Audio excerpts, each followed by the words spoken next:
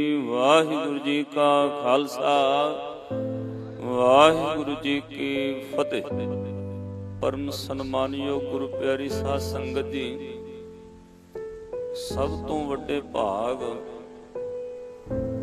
ਇਹ ਮਾਨਸ ਜਨਮ ਪ੍ਰਾਪਤ ਹੋਇਆ।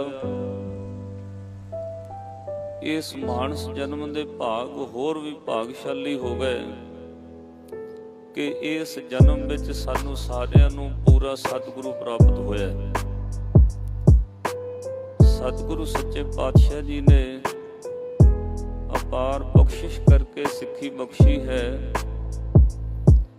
ਕਿਉਂਕਿ ਸਿੱਖੀ ਉੱਤੇ ਕੋਈ ਵੀ ਬੰਦਾ ਦਾਅਵਾ ਨਹੀਂ ਕਰ ਸਕਦਾ। ਦਾਅਵਾ ਉਸ ਚੀਜ਼ ਦਾ ਹੁੰਦਾ ਹੈ ਜਿਹੜੀ ਮੁੱਲ ਖਰੀਦੀ ਹੋਵੇ। ਜਿਹੜੀਆਂ ਜ਼ਮੀਨਾਂ ਲੋਕ ਮੁੱਲ ਖਰੀਦਦੇ ਨੇ, ਘਰ ਜਾਂ ਕੋਈ ਵਸਤੂ ਪਦਾਰਥ ਮੁੱਲ ਖਰੀਦਿਆ ਜਾਵੇ, ਉਹਦੇ ਉੱਤੇ ਅਦਾਲਤ ਵਿੱਚ, ਕੋਰਟ ਵਿੱਚ ਦਾਅਵਾ ਕੀਤਾ ਜਾ ਸਕਦਾ ਹੈ ਕਿ ਮੇਰੀ ਆ। ਜਿਹੜੀ ਚੀਜ਼ ਦਾਨ ਵਿੱਚ ਮਿਲੀ ਹੋਵੇ ਉੱਤੇ ਕੋਈ ਦਾਅਵਾ ਨਹੀਂ ਕਰ ਸਕਦਾ। ਸਿੱਖੀ ਸਿੱਖਾਂ ਨੂੰ ਦਾਨ ਵਿੱਚ ਮਿਲੀ ਹੈ। ਤਾਈਓ ਹਰ ਰੋਜ਼ ਗੁਰੂ ਗ੍ਰੰਥ ਸਾਹਿਬ ਮਹਾਰਾਜ ਜੀ ਦੇ ਚਰਨਾਂ ਵਿੱਚੋਂ ਮੰਗੀਦਾ, ਬਖਸ਼ੋ ਜੀ ਸਿੱਖਾਂ ਨੂੰ ਸਿੱਖੀ ਦਾਨ, ਕਿਉਂਕਿ ਇਹ ਦਾਨ ਹੈ। ਇਹ ਸਿੱਖੀ ਕਿਸੇ ਦੇ ਪਿਓ ਦੀ ਨਹੀਂ। ਗੁਰੂ ਗੋਬਿੰਦ ਸਿੰਘ ਮਹਾਰਾਜ ਜੀ ਚਾਹੁਣ ਤੇ ਉਹਨਾਂ ਕੁੱਲਾਂ ਵਿੱਚ, ਉਹਨਾਂ ਘਰਾਣਿਆਂ ਵਿੱਚ ਸਿੱਖੀ ਬਖਸ਼ ਦਿੰਦੇ ਨੇ ਜਿੱਥੇ ਸਿੱਖੀ ਦਾ ਕੋਈ ਨਾਮ ਨਹੀਂ ਸੀ। ਤੇ ਮਾਫ ਕਰਿਓ, ਜੇ ਸਤਿਗੁਰੂ ਗੁਰੂ ਗੋਬਿੰਦ ਸਿੰਘ ਮਹਾਰਾਜ ਜੀ ਮੁੱਖ ਫੇਰ ਲੈਣ ਤੇ ਕਈ ਪੀੜ੍ਹੀਆਂ ਤੋਂ ਚੱਲਦੇ ਪਰਿਵਾਰਾਂ ਵਿੱਚੋਂ ਸਿੱਖੀ ਵਾਪਸ ਲੈ ਲੈਂਦੇ ਨੇ। ਇਸ ਲਈ ਆਪਾਂ ਗੁਰੂ ਗੋਬਿੰਦ ਸਿੰਘ ਮਹਾਰਾਜ ਜੀ ਦਾ ਸ਼ੁਕਰਾਨਾ ਕਰਨਾ। ਭਾਗ ਵੱਡੇ ਗੁਰੂ ਗੋਬਿੰਦ ਸਿੰਘ ਮਹਾਰਾਜ ਜੀ ਦੀ ਸਿੱਖੀ ਪ੍ਰਾਪਤ ਹੋਈ ਹੈ। ਇੱਕ ਚੀਜ਼ ਹੋਰ ਧਿਆਨ ਵਿੱਚ ਰੱਖਿਓ, ਦੁਨੀਆ ਵਿੱਚ ਇਹ ਪੂਰਾ ਗੁਰੂ ਇੱਕੋ ਇੱਕ ਐਸਾ ਗੁਰੂ ਹੈ ਜਿਸ ਗੁਰੂ ਨੇ ਆਪਣੀ ਉਮਤ ਨੂੰ ਇਸ ਧਰਤੀ ਉੱਤੇ ਜਿਸ ਤਰ੍ਹਾਂ ਦਾ ਪਹਿਰਾਵਾ ਗੁਰੂ ਨੇ ਪਹਿਨਿਆ, ਉਸੇ ਤਰ੍ਹਾਂ ਦਾ ਸਿੱਖਾਂ ਨੂੰ ਪਹਿਨਾਇਆ। ਜਿਸ ਤਰ੍ਹਾਂ ਦੇ ਕਕਾਰ ਆਪ ਪਹਿਨੇ, ਉਹ ਸਿੱਖਾਂ ਨੂੰ ਵੀ ਪਹਿਨਾਏ। ਜਿਹੜਾ ਅੰਮ੍ਰਿਤ ਸਿੱਖਾਂ ਨੂੰ ਛਕਾਇਆ, ਉਹ ਗੁਰੂ ਗੋਬਿੰਦ ਸਿੰਘ ਮਹਾਰਾਜ ਜੀ ਨੇ ਖੁਦ ਵੀ ਅੰਮ੍ਰਿਤ ਛਕਿਆ। ਜਿਹੜੀ ਰਹਿਤ ਸਿੱਖਾਂ ਨੂੰ ਦਿੱਤੀ, ਉਹ ਕਲਗੀਧਰ ਪਾਤਸ਼ਾਹ ਨੇ ਖੁਦ ਵੀ ਰੱਖੀ। ਸਿੱਖ ਤੇ ਗੁਰੂ ਵਿੱਚ ਮਹਾਰਾਜ ਨੇ ਭੇਦ ਨਹੀਂ ਰਹਿਣ ਦਿੱਤਾ। ਇਹ ਗੱਲ ਕਹਿਣ ਤੋਂ ਪਹਿਲਾਂ ਕਿ ਖਾਲਸਾ ਮੇਰੋ ਰੂਪ ਹੈ ਖਾਸ, ਖਾਲਸੇ ਮੇਹੋਂ ਕਰੂੰ ਨਿਵਾਸ, ਖਾਲਸਾ ਮੇਰੋ ਮੁਖ ਹੈ ਅੰਗਾ, ਖਾਲਸੇ ਕੇਹੋਂ ਸਤ ਸਤ ਸੰਗਾ। ਇਹ ਗੱਲ ਕਹਿਣ ਤੋਂ ਪਹਿਲਾਂ ਕਲਗੀਧਰ ਪਾਤਸ਼ਾਹ ਨੇ ਸਿੱਖਾਂ ਨਾਲ ਬਾਣਾ ਵੀ ਇੱਕ ਕੀਤਾ, ਬਾਣੀ ਵੀ ਇੱਕ ਕੀਤੀ, ਰਹਿਤ ਵੀ ਇੱਕ ਕੀਤੀ, ਕਕਾਰ ਵੀ ਇੱਕ ਕੀਤੇ। ਔਰ ਜਿਹੜਾ ਕਾਨੂੰਨ ਸਿੱਖਾਂ ਵਾਸਤੇ ਬਣਾਇਆ, ਉਹ ਗੁਰੂ ਨੇ ਆਪਣੇ ਉੱਤੇ ਵੀ ਲਾਗੂ ਕੀਤਾ। ਸਾਧ ਸੰਗਤ, ਦੁਨੀਆ ਵਿੱਚ ਬਹੁਤ ਗੁਰੂ ਮਿਲਣਗੇ, ਉਹਨਾਂ ਦਾ ਚਿਹਰਾ ਮੋਹਰਾ ਹੋਰ ਹੈ, ਚੇਲਿਆਂ ਦਾ ਹੋਰ ਹੈ। ਗੁਰੂ ਦੀ ਰਹਿਤ ਹੋਰ ਹੈ, ਚੇਲਿਆਂ ਦੀ ਰਹਿਤ ਹੋਰ ਹੈ। ਗੁਰੂ ਦੇ ਪਹਿਨਣ ਦਾ ਪਹਿਰਾਵਾ ਕੋਈ ਹੋਰ ਹੈ, ਚੇਲਿਆਂ ਦਾ ਹੋਰ ਹੈ। ਗੁਰੂ ਦੇ ਰਹਿਣ ਦਾ ਠਾਠ ਵਾਠ ਕੋਈ ਹੋਰ ਹੈ, ਚੇਲਿਆਂ ਦਾ ਹੋਰ ਹੈ। ਪਰ ਸਿੱਖੋ, ਤੁਸੀਂ ਭਾਗਾਂ ਵਾਲੇ ਹੋ। ਜਿਸ ਗੁਰੂ ਨੇ ਜਿਸ ਤਰ੍ਹਾਂ ਦਾ ਬਾਣਾ, ਕਕਾਰ, ਰਹਿਤ ਖੁਦ ਰੱਖੀ, ਉਹ ਸਿੱਖਾਂ ਨੂੰ ਬਖਸ਼ੀ। ਜੋ ਸਿੱਖਾਂ ਨੂੰ ਦਿੱਤਾ, ਉਹ ਮਹਾਰਾਜ ਜੀ ਨੇ ਖੁਦ ਵੀ ਧਾਰਨ ਕੀਤਾ। ਇੱਕ ਥੋੜੀ ਜਿਹੀ ਐਗਜ਼ਾਮਪਲ ਇਤਿਹਾਸ ਵਿੱਚੋਂ ਸਮਝਿਓ। ਦੁਨੀਆ ਵਿੱਚ ਏਦਾਂ ਦਾ ਗੁਰੂ ਕਿਸੇ ਨੂੰ ਨਹੀਂ ਮਿਲ ਸਕਦਾ। ਤੁਸੀਂ ਭਾਗਾਂ ਵਾਲੇ ਹੋ ਜੋ ਕਲਗੀਧਰ ਦਸ਼ਮੇਸ਼ ਪਿਤਾ ਸਤਿਗੁਰੂ ਸੱਚੇ ਪਾਤਸ਼ਾਹ ਨੇ ਨਦਰ ਕਰਕੇ ਸਾਨੂੰ ਸਿੱਖੀ ਦਿੱਤੀ। ਮਾਲਵੇ ਦੀ ਧਰਤੀ ਤੇ ਇਤਿਹਾਸ ਉਹ ਲਿਖਿਆ ਹੋਇਆ ਹੈ। ਕਲਗੀਧਰ ਪਾਤਸ਼ਾਹ ਨੇ ਪਹਿਲਾਂ ਅਨੰਦਪੁਰ ਸਾਹਿਬ ਦੀ ਧਰਤੀ ਉੱਤੇ ਸਿੱਖਾਂ ਨੂੰ ਰਹਿਤ ਦਿੱਤੀ। ਮੇਰਾ ਖਾਲਸਾ ਐਸ ਰਹਿਤ ਵਿੱਚ ਪਵੰਦ ਰਵੇ। ਮਹਾਰਾਜ ਨੇ ਲਿਖਤੀ ਰੂਪ ਵਿੱਚ ਕਿਹਾ, ਭਾਈ ਦੇਸਾ ਸਿੰਘ ਜੀ ਲਿਖੋ। ਲਿਖਣਾ ਕਿਉਂ ਸੀ? ਕਿਉਂਕਿ ਜਿਹੜੀ ਚੀਜ਼ ਲਿਖਤ ਹੋਵੇ ਉਹ ਸਦੀਆਂ ਤੱਕ ਪੱਕੀ ਰਹਿੰਦੀ ਹੈ। ਮਹਾਰਾਜ ਨੇ ਕਿਹਾ, ਦੇਸਾ ਸਿੰਘ ਜੀ ਲਿਖੋ, ਖਾਲਸੇ ਤੇ ਮੇਰੇ ਵਿੱਚ ਭੇਦ ਨਹੀਂ। ਜੋ ਕੋਈ ਮੇਰਾ ਦਰਸ਼ਨ ਕਰਨਾ ਚਾਹੇ, ਉਹ ਤਿਆਰ ਪਰ ਤਿਆਰ ਖਾਲਸੇ ਦੇ ਦਰਸ਼ਨ ਕਰਕੇ ਫਤਿਹ ਦੀ ਸਾਂਝ ਕਰੇ, ਉਹਦੇ ਵਿੱਚੋਂ ਮੇਰੇ ਦਰਸ਼ਨ ਹੋਣਗੇ। ਪਰ ਨਾਲ ਮਹਾਰਾਜ ਨੇ ਕਿਹਾ, ਹੁਣ ਆ ਵੀ ਲਿਖ ਲਓ, ਕੱਲਾ ਬਾਣੇ ਦਾ ਧਾਰਨ ਕਰਨਾ ਉਹ ਮੇਰਾ ਸਿੱਖ ਨਹੀਂ। ਮੈਨੂੰ ਸਿੱਖ ਦੇ ਨਾਲੋਂ ਸਿੱਖ ਨੂੰ ਦਿੱਤੀ ਹੋਈ ਰਹਿਤ ਪਿਆਰੀ ਹੈ। ਕਲਗੀਧਰ ਪਾਤਸ਼ਾਹ ਨੇ ਕਿਹਾ, ਭਾਈ ਦੇਸਾ ਸਿੰਘ ਜੀ ਆ ਵੀ ਲਿਖ ਲਓ ਕਿ ਜਬ ਲਗ ਖਾਲਸਾ ਰਹਿ ਨਿਆਰਾ, ਤਬ ਲਗ ਤੇਜ ਦੇਉ ਮੈਂ ਸਾਰਾ।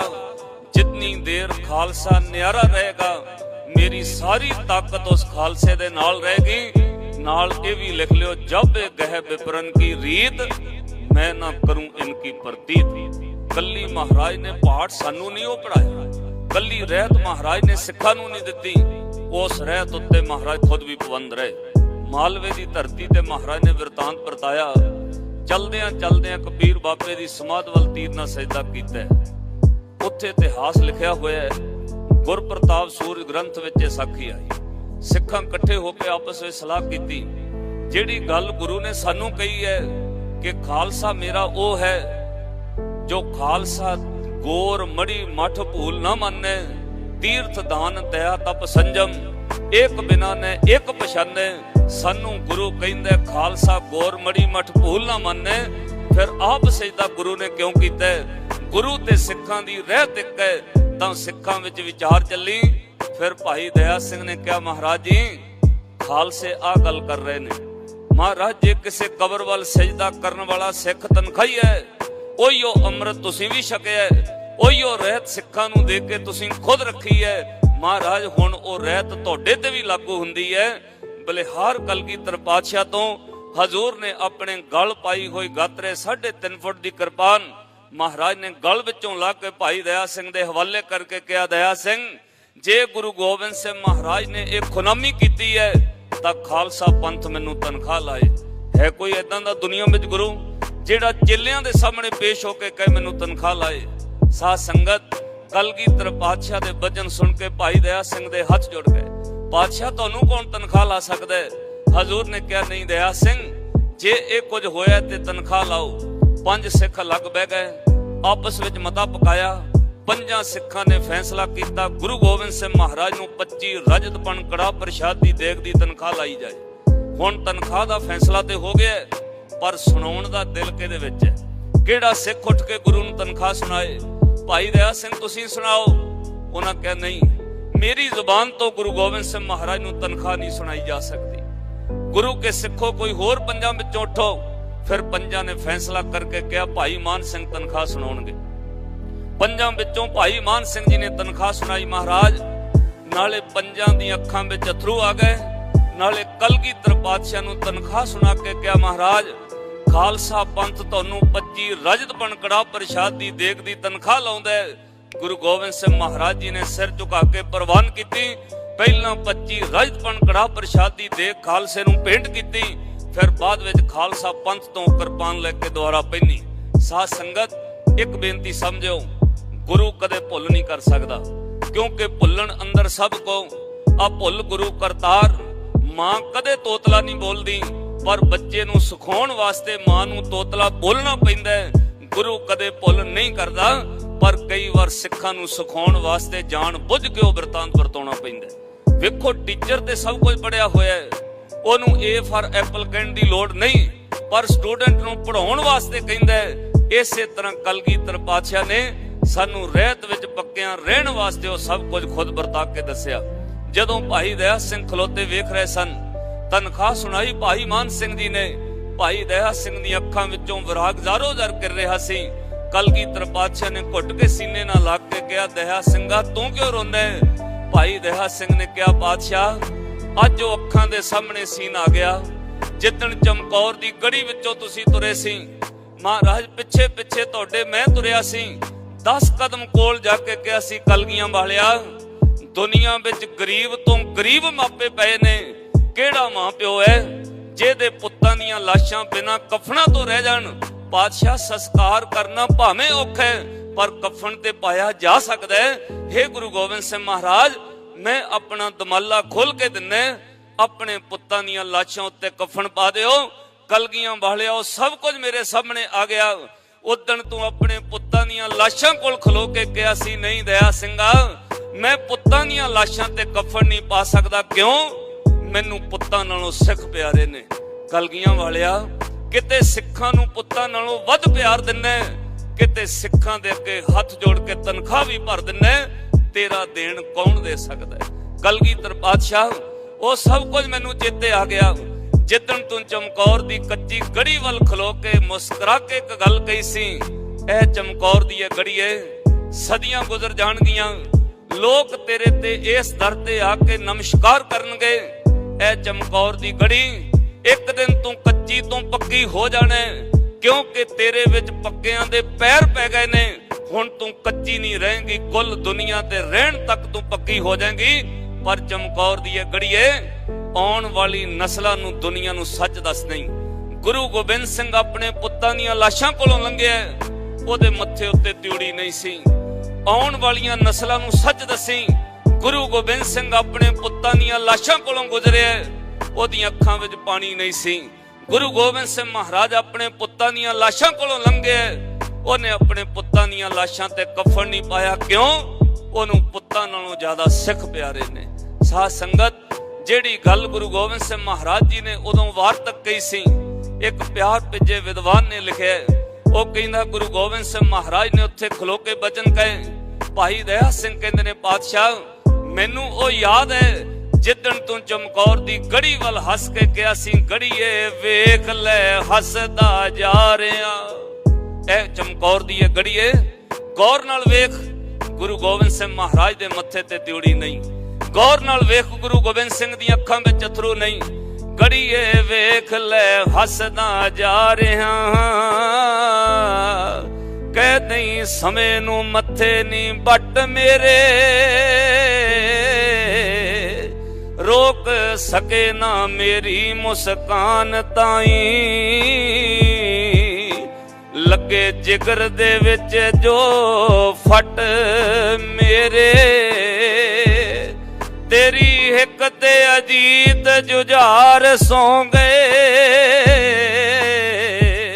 ਪੁੱਤਰ ਸੋਲ ਜੋ ਰੇਸ਼ਮੀ ਪਟ ਮੇਰੇ,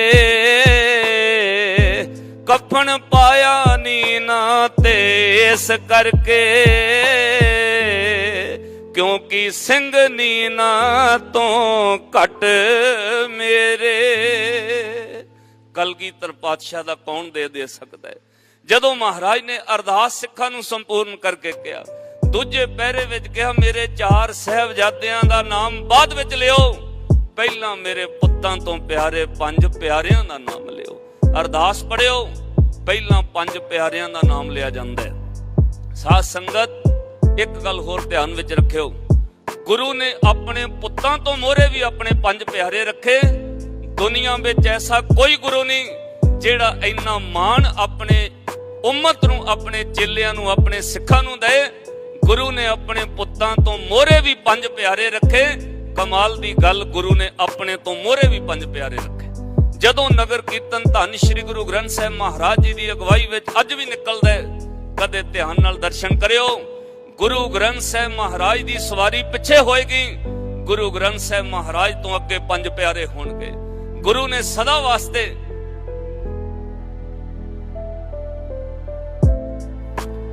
ਇੱਕ ਗੱਲ ਹੋਰ ਧਿਆਨ ਨਾਲ ਸੁਣਿਓ। ਕਲਗੀਧਰ ਪਾਤਸ਼ਾਹ ਨੇ ਇੱਕ ਗੱਲ ਕਹੀ ਸੀ, ਖਾਲਸਾ ਜੀ ਐਸੇ ਧਰਤੀ ਤੇ ਪਹਿਲਾ ਹੁਕਮ ਕੀਤਾ, ਆਗਿਆ ਭਈ ਅਕਾਲ ਕੀ ਤਵੇ ਚਲਾਇਓ ਪੰਥ। ਸਭ ਸਿੱਖਨ ਕੋ ਹੁਕਮ ਹੈ ਗੁਰੂ ਮਾਨਿਓ ਗ੍ਰੰਥ, गुरु ग्रंथ जी मानियो प्रगट गुरां की दे, जो प्रभु को मिल बोच है खोज शब्द में ले। दूजा हुक्म कीता खालसा जी, पहला हुक्म है कि गुरु मानियो ग्रंथ, ते दूजा हुक्म ए है मेरी आत्मा ग्रंथ विच है, मेरे शरीर दे दीदार पंथ विच होणगे।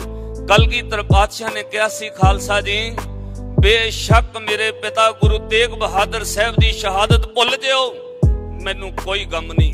मेरे साहबजादियां नूं बेशक चेते ना करियो, मैनू कोई गम नहीं। मेरी मां गुजरी दी कुर्बानी बेशक भुल जिओ, मैनू कोई गम नहीं। पर खालसा जी एक गल याद रखियो, मेरे पुत्तां तो प्यारे 5 प्यारियां नूं कदे ना भुलियो। जेड़ा खालसा 5 प्यारियां नूं भुल जाएगा, ओदा गुरु गोबिंद सिंह महाराज नालों सदा वास्ते रिश्ता टुट जाएगा। तुसीं इतिहास तो वाकफ हो। ਅੱਜ ਵੀ ਜਦੋਂ ਧੰਨ ਸ਼੍ਰੀ ਗੁਰੂ ਗ੍ਰੰਥ ਸਾਹਿਬ ਮਹਾਰਾਜ ਜੀ ਦੇ ਦੀਵਾਨ ਦੀ ਕਿਤੇ ਸਮਾਪਤੀ ਹੋਏਗੀ, ਜਦੋਂ ਕੜਾਹ ਪ੍ਰਸ਼ਾਦ ਨੂੰ ਭੋਗ ਲਵਾ ਕੇ ਅਰਦਾਸ ਹੁੰਦੀ ਹੈ, ਉਸ ਤੋਂ ਬਾਅਦ ਸੰਗਤ ਨੂੰ ਵਰਤਾਉਣ ਤੋਂ ਪਹਿਲਾਂ ਕਦੇ ਵੀ 4 ਸਾਹਿਬਜ਼ਾਦਿਆਂ ਦਾ ਗੱਫਾ ਨਹੀਂ ਕੱਢਿਆ ਜਾਂਦਾ, ਕਦੇ ਗੁਰੂ ਤੇਗ ਬਹਾਦਰ ਸਾਹਿਬ ਦੇ ਨਾਮ ਦਾ ਪ੍ਰਸ਼ਾਦ ਨਹੀਂ ਕੱਢਿਆ ਜਾਏਗਾ, ਕਦੇ ਗੁਰੂ ਗੋਬਿੰਦ ਸਿੰਘ ਮਹਾਰਾਜ ਦੇ ਨਾਮ ਦਾ ਪ੍ਰਸ਼ਾਦ ਨਹੀਂ ਕੱਢਿਆ ਜਾਏਗਾ। ਸੰਗਤ ਵਿੱਚ ਵਰਤਾਉਣ ਤੋਂ ਪਹਿਲਾਂ ਇਹ ਕਲਗੀਧਰ ਪਾਤਸ਼ਾਹ ਦਾ ਹੁਕਮ ਸੀ, ਸਿੱਖੋ ਪਹਿਲਾਂ 5 ਪਿਆਰਿਆਂ ਦਾ ਗੱਫਾ ਕੱਢਿਓ। ਜੇ 5 ਪਿਆਰਿਆਂ ਨੂੰ ਭੁੱਲ ਜਾਓਗੇ, ਗੁਰੂ ਗੋਬਿੰਦ ਸਿੰਘ ਮਹਾਰਾਜ ਨੂੰ ਰਿਸ਼ਤਾ ਟੁੱਟ ਜਾਏਗਾ। ਇੰਨਾ ਵੱਡਾ ਮਾਣ ਕਲਗੀਧਰ ਪਾਤਸ਼ਾਹ ਨੇ ਬਖਸ਼ਿਸ਼ ਕੀਤਾ ਹੈ। ਸਾਧ ਸੰਗਤ, ਇੱਕ ਬੇਨਤੀ ਮੈਂ ਹੱਥ ਜੋੜ ਕੇ ਕਰਾਂਗਾ, ਸਮਾਂ ਬਹੁਤਾ ਨਹੀਂ ਕਿ ਵਿਸਥਾਰ ਵਿੱਚ ਕਿਹਾ ਜਾਏ। ਸਿੱਖ ਕੌਮ ਕੋਲ ਪਿਛਲੇ 3 ਦਹਾਕਿਆਂ ਤੋਂ ਪੈਸਾ ਵਧਿਆ ਹੈ, ਇਹਦੇ ਵਿੱਚ ਕੋਈ ਸ਼ੱਕ ਨਹੀਂ। ਜਿਹੜੇ ਸਿੱਖ 1984 ਵਿੱਚ 4-4 ਕਰੋੜ ਦੀ ਜਾਇਦਾਦ ਦੇ ਮਾਲਕ ਉਜੜ ਗਏ, ਅੱਜ ਮੇਰੇ ਕਲਗੀਧਰ ਪਾਤਸ਼ਾਹ ਨੇ ਨਜ਼ਰ ਕੀਤੀ ਹੈ 4-4 ਅਰਬ ਦੀ ਜਾਇਦਾਦ ਉਹਨਾਂ ਦੀ ਦਿੱਲੀ ਤੇ ਬੰਬੇ ਵਿੱਚ ਬਣੀ ਪਈ ਹੈ। ਜਿਨ੍ਹਾਂ ਕੋਲ 4-4 ਕਰੋੜ ਸੀ 4-4 ਅਰਬ ਦੇ ਮਾਲਕ ਬਣ ਗਏ। ਸਿੱਖ ਕੌਮ ਕੋਲ ਪਿਛਲੇ 3 ਦਹਾਕਿਆਂ ਤੋਂ ਪੈਸਾ ਵਧਿਆ ਹੈ। ਸਿੱਖ ਕੌਮ ਕੋਲ ਪਿਛਲੇ 3 ਦਹਾਕਿਆਂ ਤੋਂ ਪ੍ਰਚਾਰਕ ਵਧੇ ਨੇ। ਸਿੱਖ ਕੌਮ ਕੋਲ ਪਿਛਲੇ 3 ਦਹਾਕਿਆਂ ਤੋਂ ਪ੍ਰਚਾਰ ਵਧਿਆ, ਵੱਡੇ ਵੱਡੇ ਥਾਂ ਤੇ ਲਾਈਵ ਤੇ ਨਗਰ ਕੀਰਤਨ ਚੱਲਿਆ। ਪਰ ਇੱਕ ਦੁੱਖ ਦੀ ਗੱਲ ਹੈ ਸਾਧ ਸੰਗਤ, ਸਿੱਖ ਕੌਮ ਵਿੱਚ ਪਿਛਲੇ 3 ਦਹਾਕਿਆਂ ਤੋਂ ਪਿਆਰ ਘਟਿਆ। ਇੱਕ ਚੀਜ਼ ਦਾ ਘਾਟਾ ਪਿਆ, ਸਿੱਖਾਂ ਵਿੱਚ ਵਿਸ਼ਵਾਸ ਤੇ ਆਪਸੀ ਪਿਆਰ ਘਟਿਆ। ਅੱਜ ਗੁਰੂ ਗ੍ਰੰਥ ਸਾਹਿਬ ਮਹਾਰਾਜ ਦੇ ਚਰਨਾਂ 'ਚ ਅਰਦਾਸ ਕਰਿਓ, ਪਾਤਸ਼ਾਹ ਖਾਲਸਿਆਂ ਵਿੱਚੋਂ ਪਿਆਰ ਵਾਪਸ ਬਖਸ਼ ਦਿਓ। ਖਾਲਸੇ ਕੋਲ ਪੈਸਾ ਬੇਸ਼ੱਕ ਥੋੜਾ ਹੋਵੇ, ਖਾਲਸੇ ਵਿੱਚ ਪਿਆਰ ਨਾ ਘਟੇ। ਜਿਹੜੀਆਂ ਕੌਮਾਂ ਵਿੱਚ ਪਿਆਰ ਘਟ ਜਾਂਦਾ, ਸਮਾਂ ਪਾ ਕੇ ਉਹ ਕੌਮਾਂ ਦੁਨੀਆ ਦੇ ਨਕਸ਼ੇ ਤੋਂ ਮਿਟ ਜਾਂਦੀਆਂ ਨੇ। ਸਾਧ ਸੰਗਤ, ਖਾਲਸਿਆਂ ਵਿੱਚ ਪਿਆਰ ਘਟਿਆ, ਉਹਦੀ ਇੱਕ ਨਿਸ਼ਾਨੀ ਹੁਣ ਸੁਣ ਲਿਓ। ਤੁਸੀਂ ਕਹੋਗੇ ਜੀ ਸਬੂਤ ਕੀ ਹੈ? ਸੰਗਤਾਂ ਅੱਗੇ ਨਾਲੋਂ ਲੱਖਾਂ ਦੀ ਤਾਦਾਦ ਵਿੱਚ ਵਧੀਆਂ ਨੇ। ਇਸ ਗੱਲ ਦਾ ਕੀ ਸਬੂਤ ਹੈ ਕਿ ਖਾਲਸਿਆਂ ਵਿੱਚ ਪਿਆਰ ਘਟਿਆ? ਇਸ ਗੱਲ ਦਾ ਕੀ ਸਬੂਤ ਹੈ ਕਿ ਗੁਰੂ ਗ੍ਰੰਥ ਸਾਹਿਬ ਮਹਾਰਾਜ ਨਾਲੋਂ ਤੇ ਆਪਸ ਵਿੱਚ ਸਿੱਖਾਂ ਦਾ ਪਿਆਰ ਔਰ ਵਿਸ਼ਵਾਸ ਘਟਿਆ? ਇਹਦੀ ਕੋਈ ਨਿਸ਼ਾਨੀ ਹੈ। ਇਹ ਗੱਲ ਸੁਣ ਕੇ ਕਈਆਂ ਨੂੰ ਥੋੜਾ ਜਿਹਾ ਪਿੰਚ ਹੋਣਾ। ਅੱਗੇ ਖਾਲਸਿਆਂ ਵਿੱਚ ਪਿਆਰ ਸੀ, ਗੁਰੂ ਨਾਲ ਵੀ ਤੇ ਆਪਸ ਵਿੱਚ ਵੀ। ਸਾਧ ਸੰਗਤ, ਗੁਰੂ ਨਾਲ ਪਿਆਰ ਦੀ ਨਿਸ਼ਾਨੀ ਸੀ 7-7 ਦਿਨ ਘਰਾਂ ਵਿੱਚ ਸਹਿਜ ਪਾਠ ਹੁੰਦੇ ਸੀ। 8-8 ਦਿਨ ਦਾ ਜਾਪ ਸਹਿਜ ਪਾਠ ਦਾ ਗੁਰੂ ਗ੍ਰੰਥ ਸਾਹਿਬ ਮਹਾਰਾਜ ਜੀ ਦਾ। ਫਿਰ ਪੰਥ ਨੇ ਪ੍ਰਮਾਣਿਤ ਕੀਤਾ, ਲੋੜ ਪਵੇ ਤੇ 3 ਦਿਨ ਦਾ ਸ਼੍ਰੀ ਅਖੰਡ ਪਾਠ ਸਾਹਿਬ ਪੰਥ ਵਿੱਚ ਪ੍ਰਮਾਣਿਤ ਹੈ। ਸਮਾਂ ਘੱਟ ਹੋਵੇ ਤੇ ਸ਼੍ਰੀ ਅਖੰਡ ਪਾਠ ਸਾਹਿਬ ਕਰਾਓ, 3 ਦਿਨ ਬਾਣੀ ਚੱਲੇਗੀ, 2 ਰਾਤਾਂ 3 ਦਿਨ ਗੁਰੂ ਗ੍ਰੰਥ ਸਾਹਿਬ ਤੁਹਾਡੇ ਘਰ ਰਹਿਣਗੇ। ਆਪਸ ਵਿੱਚ ਸੇਵਾ ਕਰਿਓ, ਪਿਆਰ ਕਰਿਓ ਤੇ ਪਿਆਰ ਵਧੇਗਾ, ਗੁਰੂ ਨਾਲ ਪਿਆਰ ਵਧੇਗਾ। ਪਰ ਸਿੱਖੋ, ਹੁਣ ਸਿੱਖ ਕੌਮ ਵਿੱਚੋਂ ਦੋਵੇਂ ਪਾਠ ਘਟ ਗਏ। ਮੈਨੂੰ ਮਾਫ ਕਰਿਓ, ਇਹ ਪਿਆਰ ਘਟਿਆ ਨਹੀਂ ਤੇ ਹੋਰ ਕੀ ਹੈ? ਤੁਸੀਂ 1.5 ਘੰਟੇ ਲਈ ਮਹਾਰਾਜ ਜੀ ਦਾ ਸਰੂਪ ਲਿਆਉਂਦੇ ਹੋ, ਸੁਖਮਨੀ ਸਾਹਿਬ ਕਰਾ ਕੇ ਛੇਤੀ ਭੇਜ ਦਿਓ। ਕਿਉਂ? ਇਹ ਪਿਆਰ ਘਟ ਗਿਆ। ਜਿਹਦੇ ਨਾਲ ਪਿਆਰ ਹੋਵੇ ਉਹਨੂੰ ਜਿੱਦ ਕਰਕੇ ਵੀ ਕਹੀਦਾ ਤੈਨੂੰ ਰਾਤ ਜਾਣ ਨਹੀਂ ਦੇਣਾ, ਅੱਜ ਰੱਖਣਾ। ਜਿਹਦੇ ਨਾਲ ਪਿਆਰ ਨਹੀਂ, ਉਹਨੂੰ ਡਰਾਇੰਗ ਰੂਮ 'ਚ ਬਿਠਾਉਂਦਿਆਂ ਸਾਰ ਕਹੀਦਾ ਵੀ ਛੇਤੀ ਚਾਹ ਲਿਆਓ, ਇਹਨੂੰ ਤੋਰਨੇ। ਸਿੱਖੋ, ਇਹ ਦਿਲ ਵਿੱਚ ਝਾਤ ਮਾਰਿਓ, ਕਿਤੇ ਨਾ ਕਿਤੇ ਪਿਆਰ ਘਟਿਆ। ਕਿਉਂ? ਉਹਦਾ ਇੱਕ ਰੀਜ਼ਨ ਇਹ ਹੈ, ਪਿਆਰ ਉਹਦੇ ਨਾਲ ਘਟਦਾ ਜਿਹਦੇ ਵਿੱਚ ਕੋਈ ਕਮੀ ਹੋਵੇ, ਜਾਂ ਪਿਆਰ ਉਹਦੇ ਨਾਲ ਘਟਦਾ ਜਿਹੜਾ ਮੂੰਹ ਤੇ ਸੱਚ ਕਹਿਣ ਲੱਗ ਜਾਏ। 2 ਚੀਜ਼ਾਂ ਦਾ ਪਿਆਰ ਘਟਦਾ। ਲੋਕਾਂ ਨੂੰ ਸੱਚ ਬਰਦਾਸ਼ਤ ਨਹੀਂ। ਮੇਰਾ ਗੁਰੂ ਤੇ ਹਰ ਪੱਖ ਤੋਂ ਸੰਪੂਰਨ ਹੈ, ਭੁੱਲਣ ਅੰਦਰ ਸਭ ਕੋ ਆ ਭੁੱਲ ਗੁਰੂ ਕਰਤਾਰ। ਫਿਰ ਸਿੱਖੋ, ਗੁਰੂ ਗ੍ਰੰਥ ਸਾਹਿਬ ਜੀ ਨਾਲੋਂ ਪਿਆਰ ਕਿਉਂ ਘਟਿਆ? ਇਹਦਾ ਇੱਕੋ ਹੀ ਕਾਰਨ ਹੈ, ਸਾਨੂੰ ਸੱਚ ਸੁਣਨਾ ਹੁਣ ਬਰਦਾਸ਼ਤ ਨਹੀਂ ਹੁੰਦਾ। ਜੋ ਕੁਝ ਗੁਰੂ ਗ੍ਰੰਥ ਸਾਹਿਬ ਕਹਿੰਦੇ ਨੇ, ਸਿੱਖ ਮੰਨਣ ਤੋਂ ਭੱਜ ਰਿਹਾ। ਇੱਕ ਬੇਨਤੀ ਸਮਝਿਓ ਸਾਧ ਸੰਗਤ, ਅਸੀਂ ਡਰਦੇ ਹਾਂ ਗੁਰੂ ਨੂੰ ਛੇਤੀ ਛੇਤੀ ਭੇਜ ਦਈਏ, ਕਿਉਂਕਿ ਬਾਅਦ ਵਿੱਚ ਉਹ ਕੁਝ ਵੀ ਕਰਨਾ ਜੇ ਤੋਂ ਗੁਰੂ ਨੇ ਰੋਕਿਆ। ਅੱਜ ਤੁਸੀਂ ਸ਼ਤਾਬਦੀ ਗੁਰੂ ਦਾ ਇੱਥੇ ਪੁਰਬ ਮਨਾ ਰਹੇ ਹੋ, ਪ੍ਰਣ ਕਰਕੇ ਜਾਇਓ। ਜੇ ਗੁਰੂ ਗ੍ਰੰਥ ਸਾਹਿਬ ਮਹਾਰਾਜ ਜੀ ਨੂੰ ਗੁਰੂ ਮੰਨਦੇ ਹੋ, ਫਿਰ ਪਹਿਲਾਂ ਗੁਰੂ ਦੀ ਵੀ ਮੰਨ ਲਈਏ। ਗੁਰੂ ਦਾ ਮਨ ਸਿੱਖ ਦੀ ਸੇਵਾ ਤੇ ਮੰਨਦਾ ਹੈ। ਸਾਹ ਸੇਵਾ ਕੀਤੀ ਸਫਲ ਹੈ, ਜਿਤ ਸਤਿਗੁਰ ਕਾ ਮਨ ਮੰਨੇ। ਤਾਂ ਪੁੱਛਿਓ ਬਾਣੀ ਵਿੱਚੋਂ ਮਨ ਕਿਵੇਂ ਮੰਨਦਾ? ਗੁਰੂ ਨੇ ਜਵਾਬ ਦਿੱਤਾ, ਗੁਰਸਿੱਖ ਮੀਤ ਚਲੋ ਗੁਰ ਚਾਲੀ, ਜੋ ਗੁਰ ਕਹੈ ਸੋਈ ਭਲ ਮੰਨੋ। ਹਰ ਹਰ ਕਥਾ ਨਿਰਾਲੀ, ਜੋ ਗੁਰੂ ਕਹਿ ਰਿਹਾ ਉਹ ਸੱਤ ਕਰਕੇ ਮੰਨ ਲਈ। ਜਾਂ ਗੁਰੂ ਦਾ ਤੇਰੀ ਸੇਵਾ ਉੱਤੇ ਮਨ ਵੀ ਮੰਨ ਜਾਣਾ। ਫਿਰ ਗੁਰੂ ਤੇ ਵਿਸ਼ਵਾਸ, 2 ਚੀਜ਼ਾਂ ਇਕੱਠੀਆਂ ਜਨਮ ਲੈਂਦੀਆਂ ਨੇ। ਜਿੱਥੇ ਵਿਸ਼ਵਾਸ ਹੈ ਉੱਥੇ ਪ੍ਰੇਮ ਹੈ, ਜਿੱਥੇ ਪ੍ਰੇਮ ਹੈ ਉੱਥੇ ਵਿਸ਼ਵਾਸ ਹੈ। ਜਿੱਥੇ ਪ੍ਰੇਮ ਨਾ ਰਵੇ ਉੱਥੇ ਵਿਸ਼ਵਾਸ ਵੀ ਨਹੀਂ ਰਹਿੰਦਾ, ਜਿੱਥੇ ਵਿਸ਼ਵਾਸ ਨਾ ਰਵੇ ਉੱਥੇ ਪ੍ਰੇਮ ਜਨਮ ਨਹੀਂ ਲੈਂਦਾ। ਸਾਧ ਸੰਗਤ, ਇੱਕ ਗੁਰੂ ਤੇ ਵਿਸ਼ਵਾਸ ਰੱਖਿਓ। ਕਲਗੀਧਰ ਪਾਤਸ਼ਾਹ ਇਹ ਗੱਲ ਪ੍ਰਤੱਖ ਕਹਿ ਗਏ ਨੇ, ਖਾਲਸਾ ਜੀ ਜਦੋਂ ਮੇਰੇ ਦਰਸ਼ਨਾਂ ਦੀ ਲੋੜ ਪਏ, ਜਿੱਥੇ ਮੈਨੂੰ ਯਾਦ ਕਰੇ, ਜਾਂ ਮੇਰੀ ਸਾਰੀ ਤਾਕਤ ਤੇਰੇ ਨਾਲ ਵਰਤੇਗੀ। ਪਰ ਸ਼ਰਤ ਇੱਕ ਹੈ, ਤੂੰ ਨਿਆਰਾ ਹੋ ਕੇ ਵਿਸ਼ਵਾਸ ਰੱਖੀ। ਜੇ ਤੇਰਾ ਵਿਸ਼ਵਾਸ ਨਾ ਰਿਹਾ, ਨਾ ਮੈਂ ਤੈਨੂੰ ਲੋਕ ਵਿੱਚ ਢੋ ਦੇਣੀ ਹੈ, ਨਾ ਪਰਲੋਕ ਵਿੱਚ। ਹਜ਼ੂਰ ਨੇ ਕਿਹਾ, ਜਾ ਕੇ ਹਿਰਦੈ ਵਿਸ਼ਵਾਸ ਪ੍ਰਭ ਆਇਆ, ਤਤ ਗਿਆਨ ਤਿਸ ਮਨ ਪ੍ਰਗਟਾਇਆ। ਜਿਹਦੇ ਅੰਦਰ ਵਿਸ਼ਵਾਸ ਨਾ ਰਵੇ, ਉਹਨੂੰ ਹਜ਼ੂਰ ਦੀ ਬਾਣੀ ਨੇ ਕਿਹਾ ਕਿ ਆਪਣੀ ਪ੍ਰਤੀਤ ਆਪ ਹੀ ਖੋਬੈ, ਬੌਰ ਉਸਕਾ ਵਿਸ਼ਵਾਸ ਨਾ ਹੋਵੇ। एक वाक्य मैं छोटा जिहा तुहाडे समक्ष इतिहास की तरंग रखनी है। 10 अप्रैल सन 1763 ਨੂੰ खालसा पंथ विसाखी उत्ते श्री ਅੰਮ੍ਰਿਤਸਰ ਸਾਹਿਬ ਹਰਮੰਦਰ ਸਾਹਿਬ ਅਕਾਲ ਤਖਤ ਸਾਹਿਬ ਉੱਤੇ ਇਕੱਠਾ ਹੋਇਆ। ਇਹ ਪੁਰਬ 3 ਦਿਨ ਮਨਾਇਆ ਗਿਆ। 3 ਦਿਨ ਪੁਰਬ ਮਨਾਉਣ ਤੋਂ ਬਾਅਦ ਸੰਗਤਾਂ ਆਪੋ ਆਪਣੇ ਇਲਾਕਿਆਂ ਨੂੰ ਪਰਤ ਗਈਆਂ। ਮਿਸਲਾਂ ਵਿੱਚ ਵੰਡਿਆ ਹੋਇਆ ਖਾਲਸਾ ਆਪੋ ਆਪਣੀ ਮਿਸਲ ਟਿਕਾਣੇ ਤੇ ਵਾਪਸ ਮੁੜ ਗਿਆ। ਅਜੇ 2-3 ਮਿਸਲਾਂ ਇੱਥੇ ਰੁਕੀਆਂ ਹੋਈਆਂ ਸਨ। ਸਭ ਤੋਂ ਸਤਿਕਾਰਯੋਗ ਮਿਸਲ ਉਸ ਵਕਤ ਬਜ਼ੁਰਗ ਸਤਿਕਾਰਯੋਗ ਜਥੇਦਾਰ ਬਾਬਾ ਹਰੀ ਸਿੰਘ ਭੰਗੀ ਦੀ ਮਿਸਲ ਅਜੇ ਸ਼੍ਰੀ ਅਕਾਲ ਤਖਤ ਸਾਹਿਬ ਤੇ ਸੀ। ਚੌਥਾ ਦਿਨ ਆਇਆ। ਅੰਮ੍ਰਿਤ ਵੇਲੇ ਖਾਲਸੇ ਆਸਾ ਦੀ ਵਾਰ ਦਾ ਭੋਗ ਪਿਆ। ਪ੍ਰਸ਼ਾਦ ਲੈ ਕੇ ਸ਼੍ਰੀ ਹਰਮੰਦਰ ਸਾਹਿਬ ਤੋਂ ਬਾਹਰ ਆ ਰਹੇ ਸਨ ਤੇ ਬਿਲਕੁਲ ਦਰਸ਼ਨੀ ਡਿਓੜੀ ਦੇ ਸਾਹਮਣੇ ਅਕਾਲ ਤਖਤ ਸਾਹਿਬ ਦੇ ਨਿਸ਼ਾਨ ਸਾਹਿਬ ਦੇ ਕੋਲ ਉੱਥੇ ਇੱਕ ਬਜ਼ੁਰਗ ਬੈਠਾ ਰੋ ਰਿਹਾ ਹੈ। ਉਹਦੇ ਰੋਣ ਦੀ ਆਵਾਜ਼ ਸੁਣੀ ਜਥੇਦਾਰ ਹਰੀ ਸਿੰਘ ਭੰਗੀ ਨੇ ਕਿਹਾ, ਦੇਖੋ ਸਿੱਖੋ, ਅੰਮ੍ਰਿਤ ਵੇਲੇ ਕੌਣ ਰੋਂਦਾ ਹੈ? ਇਹਨੂੰ ਪੁੱਛੋ ਰੋ ਕਿਉਂ ਰਿਹਾ ਹੈ? ਇਹ ਕਸੂਰ ਦਾ ਇੱਕ ਗਰੀਬ ਬ੍ਰਾਹਮਣ ਹੈ। ਕੋਲ ਜਾ ਕੇ ਖਾਲਸਿਆਂ ਨੇ ਪੁੱਛਿਆ, ਬਾਬਾ ਰੋ ਕਿਉਂ ਰਿਹਾ ਹੈ? ਇਹਨੇ ਕਿਹਾ, ਰੋਵਾਂ ਨਾ ਤੇ ਹੋਰ ਕੀ ਕਰਾਂ। ਇੱਕੋ ਇੱਕ ਇਕਲੌਤੀ ਧੀ ਸੀ, ਚਾਹ ਤੇ ਲਾਡ ਨਾਲ ਪਾਲੀ ਸੀ। ਕੱਲ ਉਹਦਾ ਵਿਆਹ ਕੀਤਾ, ਰਸਤੇ ਵਿੱਚ ਕਸੂਰ ਦਾ ਹਾਕਮ ਉਸਮਾਨ ਖਾਨ ਡੋਲਾ ਖੋ ਕੇ ਲੈ ਗਿਆ। ਮੈਂ ਵਾਸਤਾ ਪਾਇਆ, ਮੈਂ ਮੁਸਲਮਾਨ ਨਹੀਂ, ਮੈਂ ਬ੍ਰਾਹਮਣ ਹੈ, ਮੈਂ ਮੁਸਲਮਾਨ ਬਣ ਜਾਂਦਾ, ਪਰ ਮੇਰੀ ਧੀ ਦਾ ਡੋਲਾ ਵਾਪਸ ਕਰ ਦਿਓ। ਇੰਨੀ ਗੱਲ ਸੁਣ ਕੇ ਵੀ ਉਸ ਜ਼ਾਲਮ ਨੇ ਮੈਨੂੰ ਮੇਰੀ ਧੀ ਦਾ ਡੋਲਾ ਵਾਪਸ ਨਹੀਂ ਕੀਤਾ, ਨਰਾਦਰੀ ਕਰਕੇ ਕੱਢ ਦਿੱਤਾ। ਪਤਵੰਤਿਆਂ ਵਿੱਚ ਗੱਲ ਕੀਤੀ। ਉਹਨਾਂ ਕਿਹਾ, ਦੇਖ ਬਜ਼ੁਰਗਾ, ਜੇ ਡੋਲਾ ਉਸਮਾਨ ਖਾਨ ਨੇ ਖੋਲਿਆ, ਹੁਣ ਦੁਨੀਆ ਦਾ ਕੋਈ ਤਾਕਤਵਰ ਬੰਦਾ ਡੋਲਾ ਵਾਪਸ ਨਹੀਂ ਲਿਆ ਸਕਦਾ। ਤੂੰ ਭੁੱਲ ਜਾ ਕਿ ਤੇਰੀ ਕੋਈ ਧੀ ਸੀ। ਦੁਨੀਆ ਤੇ ਕਹਿ ਸਕਦੀ ਹੈ, ਜਿਹਨੇ ਧੀਆਂ ਨੂੰ ਹੱਥੀਂ ਪਾਲਿਆ ਹੋਵੇ ਉਹ ਕਿਵੇਂ ਭੁੱਲ ਜਾਏ। ਆਪਣੇ ਬੱਚੇ ਭੁੱਲਦੇ ਨੇ ਕਿਤੇ। ਉਹ ਬਜ਼ੁਰਗ ਰੋ ਕੇ ਕਹਿੰਦਾ, ਦੱਸੋ ਮੈਂ ਕਿਵੇਂ ਭੁੱਲ ਜਾ। ਉਸਮਾਨ ਖਾਨ ਦੇ ਅੱਗੇ ਕਿਸੇ ਦਾ ਜ਼ੋਰ ਨਹੀਂ, ਪਰ ਮੈਨੂੰ ਕਿਸੇ ਨੇ ਦੱਸਿਆ, ਬਜ਼ੁਰਗਾ, ਜੇ ਤੂੰ ਚਾਹੁੰਦੇ ਤੇਰੀ ਧੀ ਬੱਚੀ ਦਾ ਡੋਲਾ ਵਾਪਸ ਆ ਜਾਏ, ਫਿਰ ਜਾ ਸ਼੍ਰੀ ਅਕਾਲ ਤਖਤ ਸਾਹਿਬ ਤੇ, ਉੱਥੇ ਖਾਲਸਾ ਜੁੜਿਆ, ਖਾਲਸੇ ਅੱਗੇ ਬੇਨਤੀ ਕਰ। ਤਾਂ ਉਹ ਖਾਲਸਿਆਂ ਨੇ ਗੱਲ ਸੁਣੀ। ਉਹਨਾਂ ਕਹੇ, ਵੱਖ ਹੋ ਕੇ ਜਰਾ ਮਤਾ ਕਰੋ। ਬਹਿ ਕੇ ਜਿਹੜੇ ਇਲਾਕੇ ਦੇ ਰਹਿਣ ਵਾਲੇ ਉਹਨਾਂ ਨੂੰ ਪੁੱਛਿਆ।